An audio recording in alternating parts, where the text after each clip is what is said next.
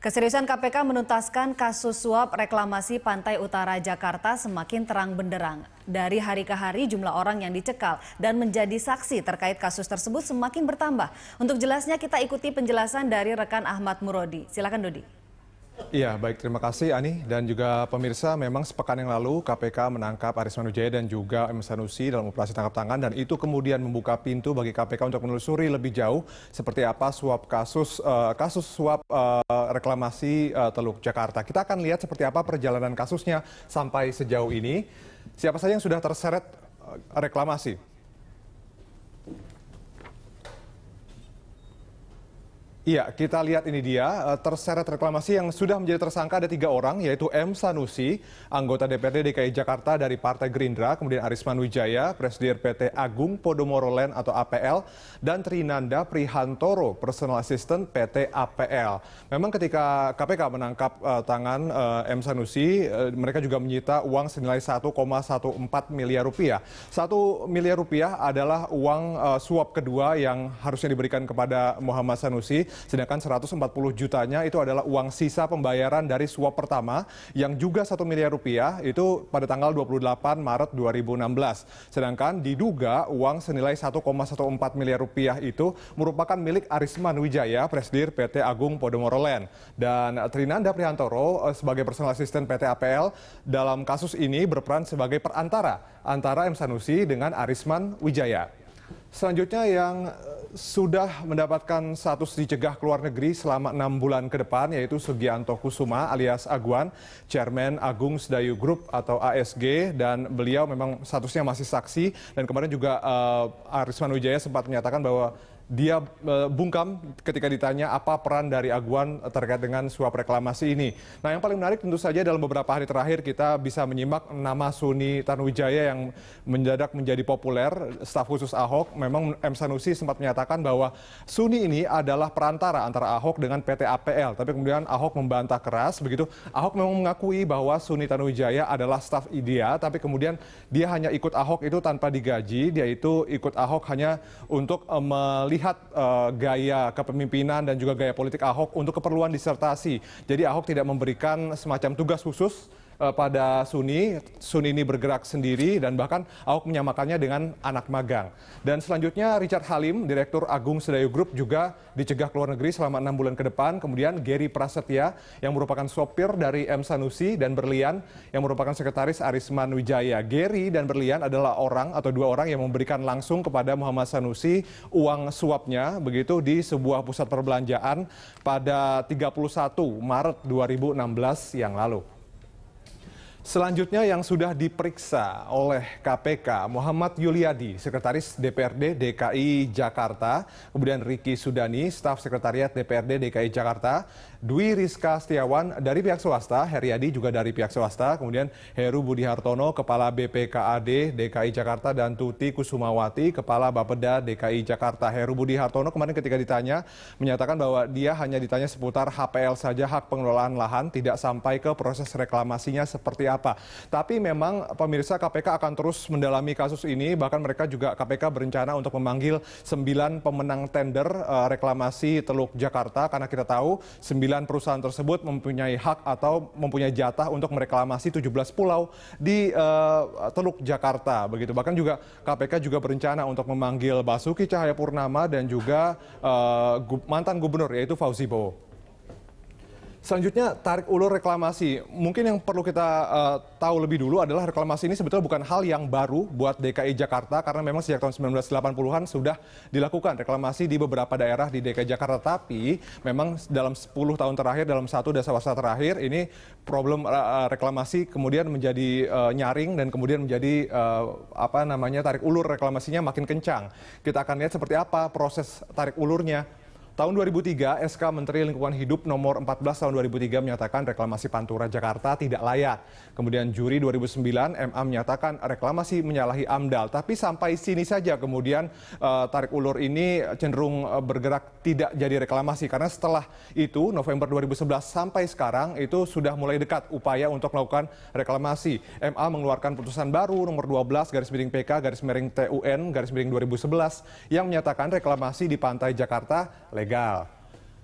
Kemudian Juni 2012 Presiden SBY menerbitkan Perpres nomor 122 tahun 2012 mengenai reklamasi wilayah pesisir dan pulau-pulau kecil. Desember 2014 pemerintah Provinsi DKI Jakarta memberi izin reklamasi Pulau G kepada PT Muara Wisesa Samudra. Dan di tahun 2015 Kementerian Kelautan dan Perikanan meminta penghentian sementara moratorium reklamasi karena merugikan nelayan.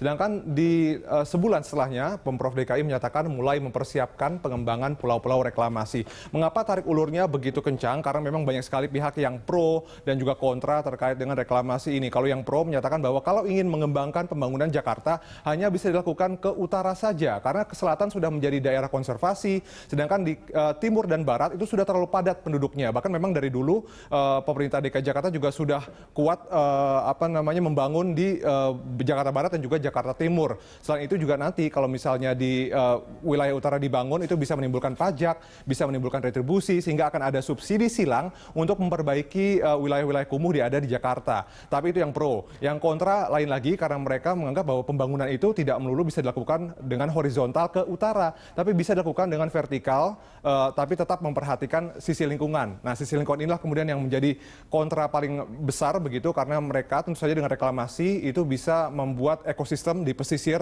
Teluk Jakarta akan rusak dan tentu saja merugikan nelayan begitu karena mereka tidak bisa mencari ikan dan sumber daya alam lain yang ada di pesisir Jakarta. Ya, Ani, kembali ke Anda di studio.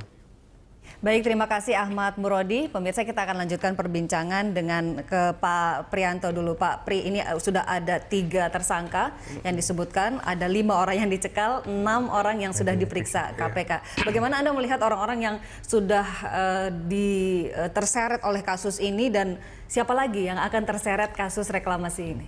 Baik. Bagi saya yang sudah terseret itu jelas itu kewenangan KPK. KPK mesti memiliki data. KPK itu kan memiliki kewenangan kan menyadap gitu loh.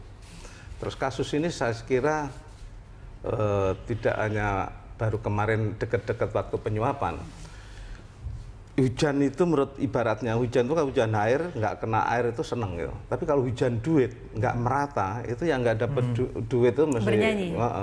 Jadi kalau mau menelisik ke Kebon Sirih dan Merdeka Selatan itu saya udah mendengar gitu loh bahwa hujan itu tidak merata sehingga dari orang yang idealisnya dan tidak kena hujan tadi dia mesti itu Kebon Sirih dan Merdeka Selatan ini maksudnya ya udah itu aja saya ngomongnya gitu aja. Kemudian kantor gubernur dan kantor DPRD berani berusukan di situ akan dapat info itu mungkin itulah awal dari KPK menyidik mesti ada yang menyanyi merdu tapi pelan-pelan gitu. Nah, kalau pertanyaan berikutnya, siapa yang berikutnya? Jadi kalau saya melihat, itu ada 3 persoalan. Persoalan suap itu terjadi karena apa? Terus persoalan diizin, kepentingan izin, dan persoalan pemanfaatan izin reklamasi yang sudah dipasarkan. Ya. 3 persoalan itu masing-masing mempunyai orang yang bertanggung jawab. Kalau sampai dia melanggar aturan, dia mesti terseret. Nah, gitu loh. Saya nggak nunjuk orang dan tidak jabatan, tapi itu di lingkaran itu. Nah, kaitan suap yang pertama itu tadi kalau Mas Emerson bilang cuma masalah 15%, itu oke ya, udah jelas lah, saya nggak ngulangi lagi. Bahwa itu ide dari Pak Gubernur, ya, ide Pak Gubernur. Sebab yang menurut undang-undang kewajiban itu ada kewajiban yang sifatnya kewajiban memberikan tanah 43% sebagai fasos-fasum. Ya. Kontribusi yang sifatnya juga yang harus menurut undang-undang itu 5%. Ya. 15% itu diskresinya Pak Gubernur. Nah, ini teman DPRD yang selalu berpedoman pada aturan nggak mau kalau itu diskresinya Gubernur ya atur aja di Pergub gitu loh. Nggak bisa dimasukkan di dalam peraturan daerah tentang tata ruang lagi, tentang tata ruang. Ya, tata ruang. Jadi raperda yang dibahas sekarang ada 2, zonasi dan tata ruang. Nah, tapi ada juga kepentingan eksekutif. Ini tadi kan yang dilihat kan baru pengembang sama legislatif. Ya. Perda ini juga ada kepentingan eksekutif. Karena apa? Eksekutif sudah mengeluarkan izin, tetapi payung hukumnya yang menurut undang-undang disampaikan tadi, ada yang berpendapat belum ada payung hukumnya. Jadi walaupun sudah ada di RT RW, izin pelaksanaan reklamasi itu harus ada payung perda zonasi. wilayah pesisir dan pulau-pulau kecil. Itu salah satu pihak mengatakan demikian. Belum lagi juga mengatakan dengan adanya PP yang mengatakan Jabodetabek Punjur itu kawasan strategis nasional, itu juga bukan kewenangan gubernur. Tapi gubernur memaksakan itu supaya dimasukkan di dalam Perda Tata Ruang. Nah, teman DPRD nggak mau, tapi sebagian juga mau gitu loh. Sebagian mau. Jadi kan mesti ada upaya kan, ada upaya suap menyuap. Saya nggak nuduh, tapi itu persoalannya di situ. Yang ingin saya sampaikan di suap menyuap ini untuk masyarakat, janganlah terlampau cepat menuduh teman-teman DPRD memeras. Enggak. Eksekutifnya kepentingan, pengembang punya kepentingan.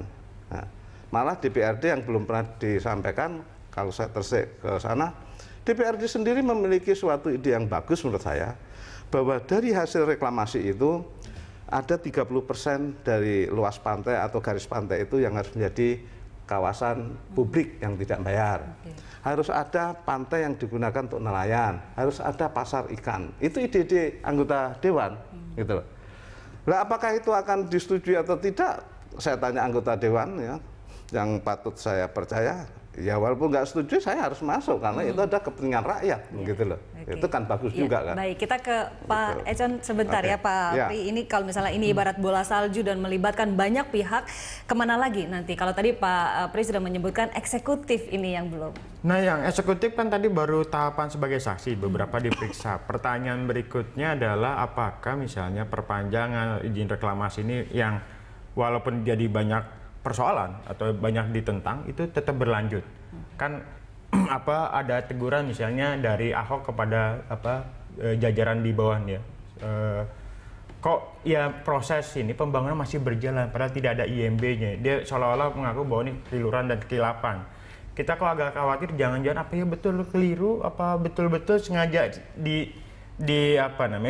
Pembiaran. Gitu. Ada praktek pembiaran dan biasanya di beberapa kasus korupsi yang kita amati, pembiaran ini seringkali tak ada makan siang yang gratis, gitu ya. Jadi kenapa misalnya suatu proyek itu tanpa ada IMB bisa tetap berjalan? Kecenderungan yang kita lihat atau kita amati, ya seringkali karena ada praktek-praktek suap menyuap tersebut, gitu ya. Nih Pak lagi diurus, ya udah nih ada sejumlah pemberian uang dan sebagainya.